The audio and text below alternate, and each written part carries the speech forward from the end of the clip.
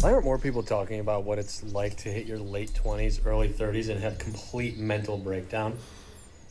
It's really hard for me to decide what to do next. I just I have no desire. I have no desire to be back in that corporate world. Ladies and gentlemen, welcome back. Today, we have a very special topic to talk about, and that is millennials and work, millennials and their careers. Is it just me, or does it seem that every person that I talk to under the age of 35 just hates their job? And when I mean every person, I mean there's not one person that I know that is over the moon excited about going to work. And this generally speaking about corporate America, but it is not limited to corporate America. You know, it is whether you work in the service industry or any industry for that matter. Just anybody and everybody that I've talked to under the age of 35 is having like this career crisis where they're finally beginning to realize that they have to work for the rest of their lives. And no video that I've found exemplifies that better than this one right here. Let's watch. Why aren't more people talking about what it's like to hit your late 20s, early 30s and have complete mental breakdown? I have been sold a bag of goods my entire life. Going through high school, college, get the good job, make the money, go pay some bills, go get a better job, go get more bills, pay those bills. The version of success that I'm now realizing was not my own. This is coming from someone that has worked in corporate America and objectively has had successes. I try to look further down the road, 15, 20, 30 years, and I don't really see a path that seems even remotely exciting to me. So is this just something people are coming to terms with that gets hard when you're in your late 20s, early 30s, where you just have to kind of accept that this is it now, this is my life. Buckle up because this is going to be a long haul. That's just something I don't feel is too good about. So this guy, Daily.10, don't know his name, but he speaks, I would say, for most people that I know that are in corporate America that have even had success.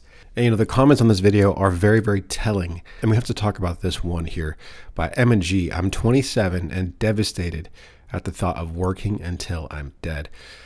This is the common sentiment with young people. This is something that obviously our parents kind of would laugh at. If you're a boomer or a Gen X and you're watching this, you probably are scoffing right now. And for good reason. I will just say straight up right now, I'm a person that's very much work focused. I want to let that be known first and foremost. You know, we are called to work. Without work, we are going to be poor. And that would be a terrible mismanagement of the time that we've been given, the gifts and skills that we've been given. And so I understand. I completely understand. I'm someone that's blessed to be able to do something that I truly do enjoy doing. However, it is still work. There's moments of it that are extremely stressful.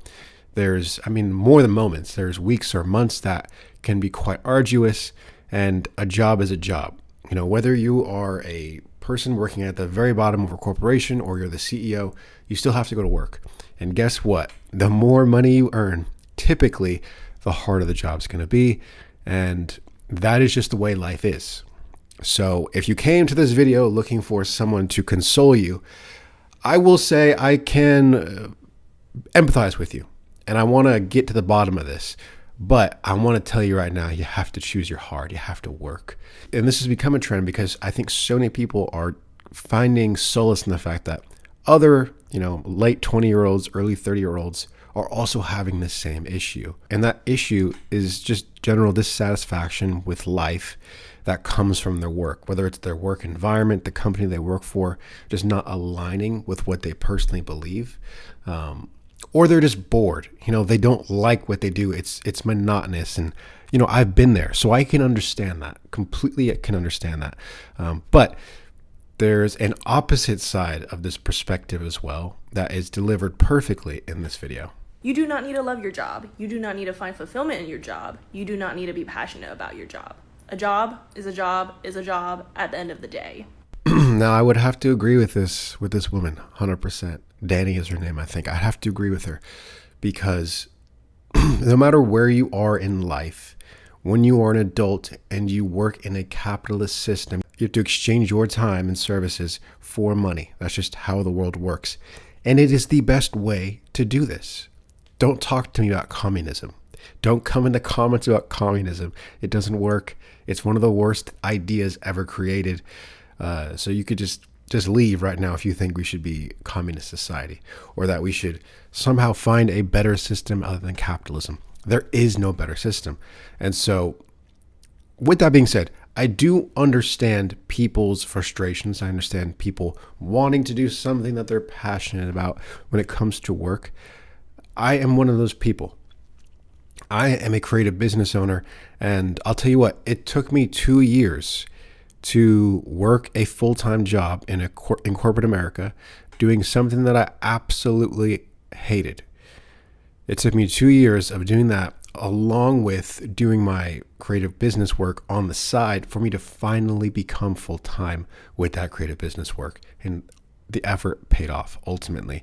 But I want to get to the root of all of this. I want to get other people's perspectives. I want to see what's happening in the world right now, because it really is so interesting that, this thing that we spend the majority of our days doing, it's 40 hours a week. So many people are dissatisfied with it.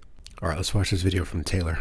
At all on the internet. I recently quit my job after working there for 3 years, towards the end being completely burnt out and miserable. Thought that it would be easier to figure out my next steps, and that I'd have, maybe a month or two off and then I'd be employed again. It's really hard for me to decide what to do next. Like reading these job descriptions on LinkedIn, the idea of having to go back into a corporate job that doesn't actually fulfill me, doesn't inspire me, doesn't feel like I'm doing anything to change going on in the world. I just I have no desire. I have no desire to be back in that corporate world. And at the same time, I don't really know what my other options are. It's also hard because I have a lot of different interests. I have a lot of different hobbies. I have a lot of different skill sets. And I feel like there's so many different paths I could go down. And not being able to make that decision has just left me paralyzed and not making any decision at all. And if I wanted to make a big career change, does that involve going back to school? Mm-hmm. I don't know. I feel like there's no way to do a trial run of different careers and figure out what you like. I'm also not super great, to be honest, with networking with people. It just does not come naturally to me. This video is really long and doesn't really have a concrete point to it. I just want to know if other people are feeling like this. Okay, so I think this is a great video to kind of go deeper with, because so many of the comments are in agreement with her. Some people are literally saying, are we the same person? There is also something she mentioned about having multiple skills and interests and things like that. If you are one of those people that feels like you can monetize an interest of yours or a skill of yours to be a service or a product, you are in a great time to be alive right now. There has never been a better time to utilize gifts and skills that you have and monetize them than this one. And so my advice to her would be, you need to stick with something that is consistent in terms of pay, whether it is going back to corporate America, whether it is, going into the service industry where it's more shift oriented, but do something that can fulfill your needs, can fulfill your living currently with your expenses, and use all the other time you have to pursue one of these skills that you have to monetize.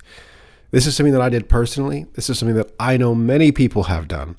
And for some reason, this idea just does not stick with young people.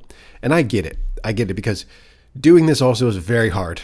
I say it just as a matter of fact, you do this, you stick with a job for, a year or two, and then you do your side hustle for a year or two. And then hopefully your side hustle generates enough income so you can live on that sustainably, and you build up a savings account that you can fall back on.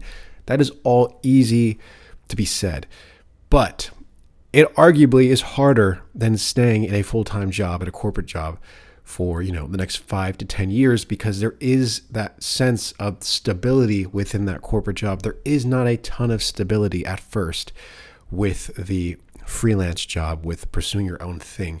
And that is the whole point I want to make with this video, is that you have to pick your own hard.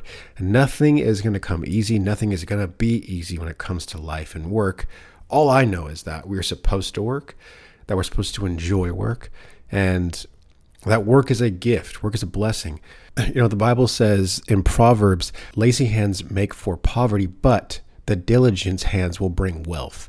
And this is a perspective that I've kept and will continue to keep because I see it to be true, and I've seen it to be true in so many people's lives. You can't not just work because you don't want to. I understand the idea of having like this crisis of purpose. 100% understand that. But this next video, I feel like, again, kind of cements this idea that it's going to be hard no matter what. And there's levels to work. There's levels to everything. And this is something important that you also have to understand. You think you want the big brain job. You do all this work to get the big brain job, to do the thinking. And then you realize big brain job means big thinky.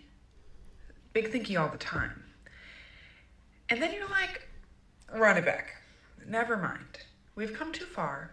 We have to go back.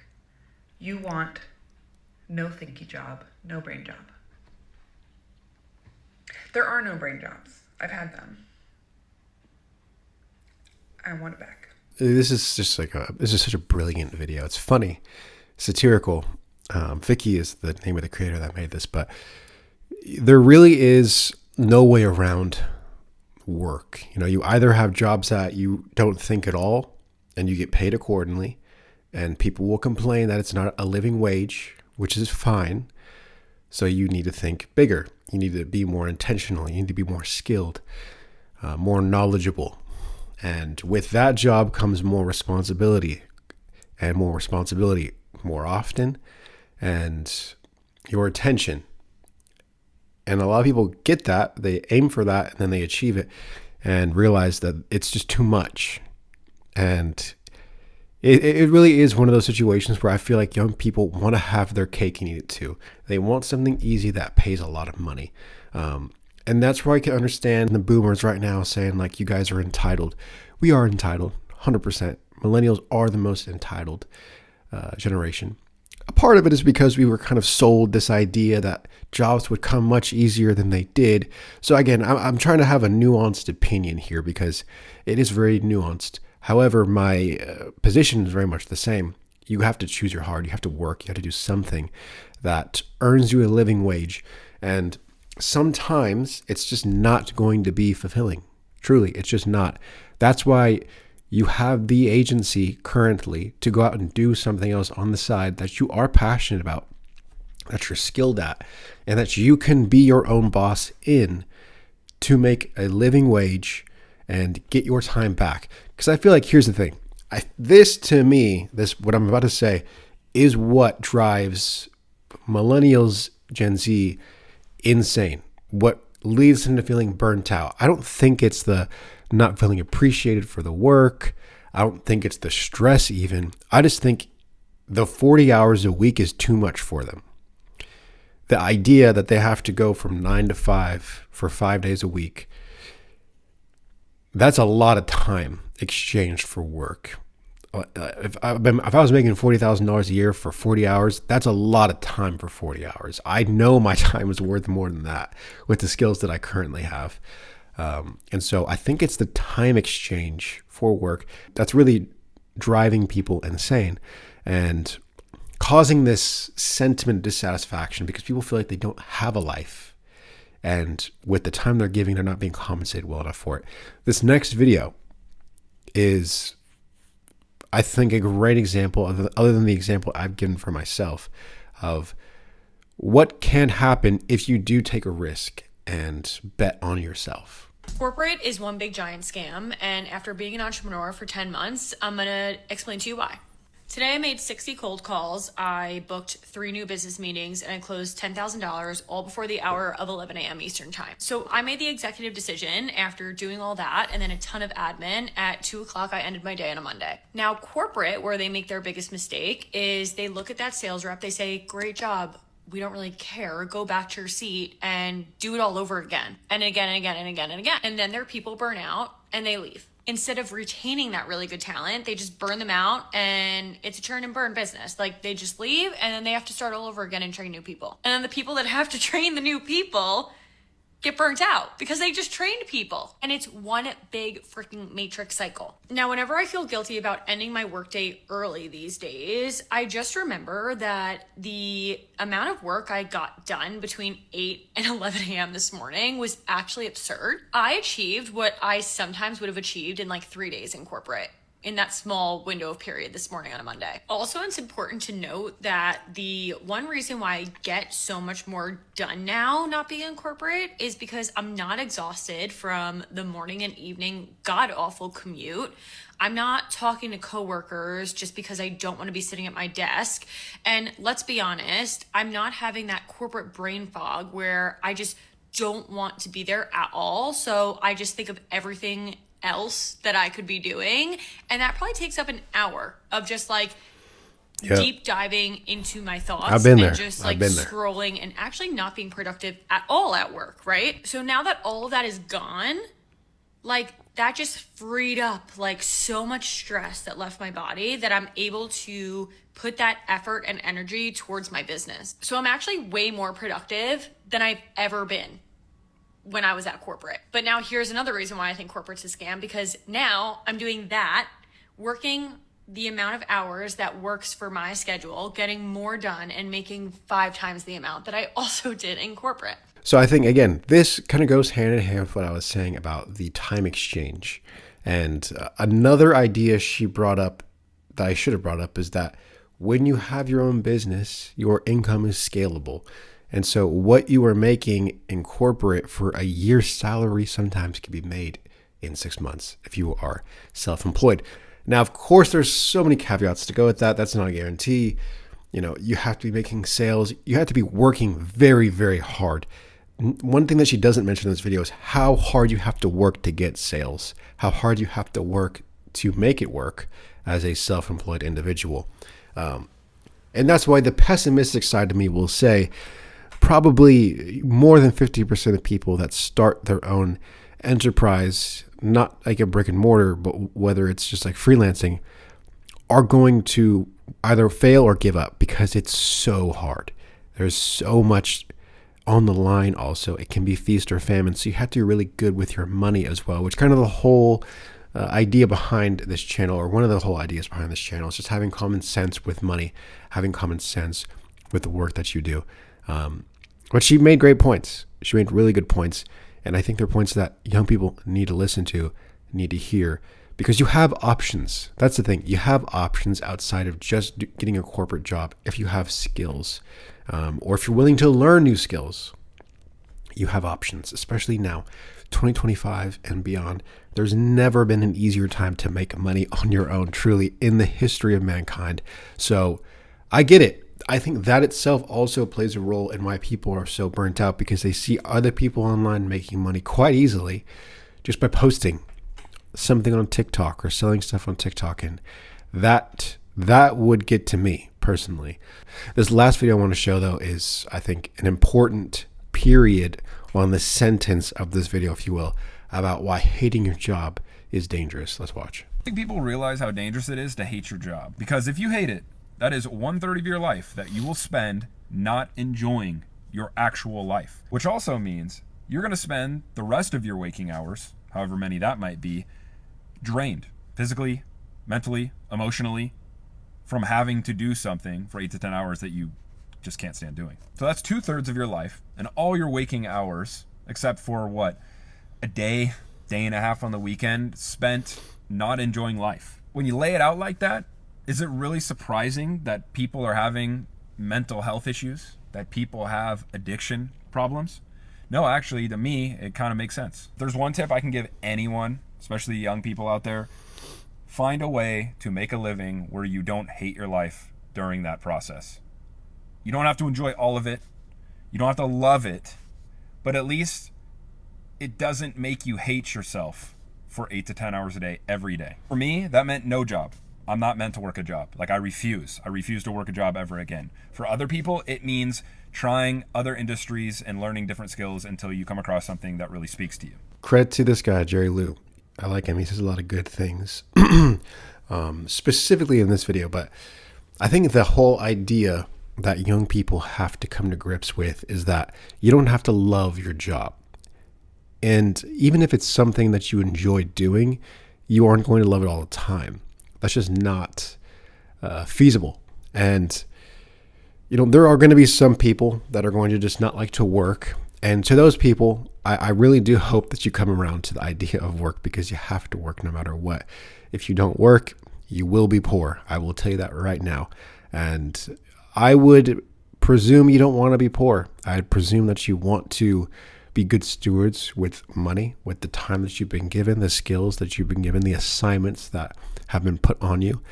And with that, you sometimes have to take risks. And sometimes taking risks means you work a job for a couple of years, save up, and build your skills up, build some clientele up, and go you do your own thing.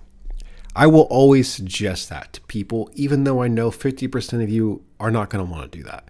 For those 50% that don't want to try doing that, there's so many other industries out there that you can apply yourself to and probably find something that you enjoy doing at least 60% of the time. Really, that's what you got to aim for. I think that's what the whole point of this guy's video is. You have to find something that you could tolerate for 40% of the time and that you enjoy doing for 60% of the time. And hopefully it pays well. That's the other thing. You want to find something that also pays well, that is equivalent to the skills that you bring to the table. So I hope this video helps to point you in a direction to where you can find something that you can enjoy and ultimately just change your mindset about work, because a lot of the comments that I'm seeing are people just not liking the idea of work. That is concerning to me. And I'm guessing that is the fuel to the fire of where boomers and Gen Xers say that we're entitled. When people say that, I get that. That looks entitled. And like I said, we are entitled. But I hope that's encouraging. I hope you do take risks. If you agree or disagree with what I'm saying, please leave it in the comments below. I always like to hear your guys' perspective. But thank you so much for watching. I hope you learned something. And until next time, I'll see you in the next video. Peace.